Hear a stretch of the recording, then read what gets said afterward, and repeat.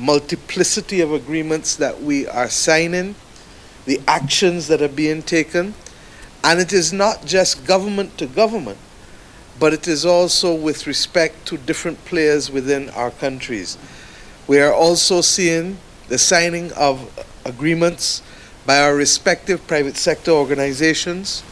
We're also seeing the signing of agreements by the respective stock exchanges of our two countries. We are also hoping to have an agreement between CARICOM and Kenya, and between CARICOM and the Organization of African Union.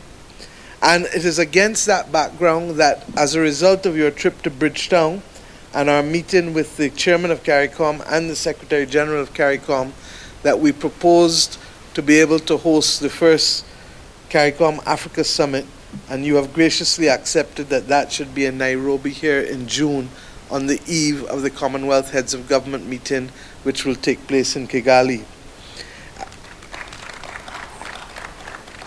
But the people of our countries will ask, what does that mean for us? How do these agreements change the quality of our life from a day-to-day basis? And the truth is that this is just the architecture that we are building to be able to unleash the potential of our two peoples. Yesterday we had the good fortune of being hosted by the governor of the central bank and the indigenous banks of Kenya and some of the fintech companies, and we will host your indigenous banks within 6 weeks in Barbados to begin to explore the opportunities of them investing into our part of the world.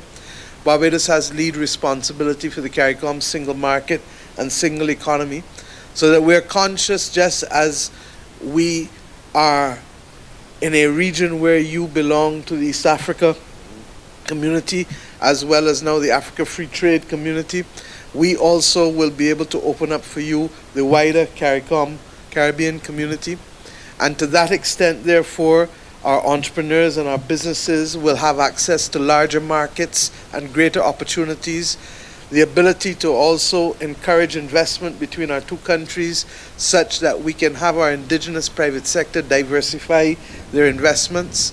And at the cultural and social level, we're starting it with the children. And we've already exchanged a number of schools at the primary and the secondary level with each other, so that those schools can partner without reference to our positions of high state getting into their way. And equally, we have agreed that at the cultural level, in the course of the next year, we should be able to facilitate the exchange of artist practitioners, so that once they start to get together, they too will create at a different level, as well as our software developers and entrepreneurs in that respect. I believe that this is the beginning of a true partnership that can make the difference, not just to the people of Kenya and to the people of Barbados, but I believe that we are, by taking hold of our future, saying to the rest of the world that the centuries of separation must now be left on the books of history, rather than being part and parcel of our arrangements for the future. And to that extent, if we can solidify the transport links by building the air and sea bridges, then I believe we will be unlocking the potential of our two regions. Prime Minister Motley has made history, being the first sitting Prime Minister of Barbados to visit Kenya and East Africa. And I believe that this historic visit is just another verification and illustration of the very strong resolve by her and her government to not only solidify and deepen relations between Kenya and Barbados, but also with the East African region and Africa as a whole. Kenya equally is keen to take steps to enhance political, economic, as well as our social and cultural ties with Barbados, and indeed, by extension, with the people of the Caribbean region, for the mutual benefit of our people. And the Prime Minister's visit has provided us a a wonderful opportunity to discuss and indeed accelerate actions towards this aspiration. We've had the opportunity to have fruitful deliberations.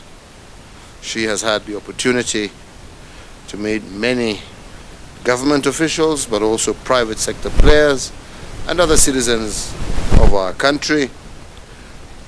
And we've held discussions centered on the need to cooperate and work more closely in a number of fields, amongst them ICT, agriculture, tourism, health, education, culture, our maritime economy, sports, amongst other things.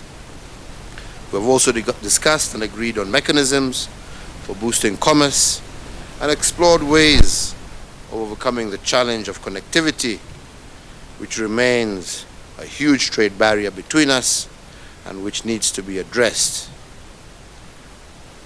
On a very positive note today, we have also witnessed the signing of an agreement of avoidance of double taxation. And I believe that this will spur more investments by our two private sectors to encourage more trade and investment between ourselves. Providing a platform ultimately for jobs as well as social mobility between our two peoples. We've also signed a memorandum of understanding on health cooperation, a move I believe that will see both countries provide quality healthcare services to our people. These are just initial steps, and indeed both myself and Prime Minister Motley are committed that this is just a springboard from which Kenya and Barbados will forge many, many more agreements, all aimed at forging a long-lasting, progressive, and mutually beneficial relationship.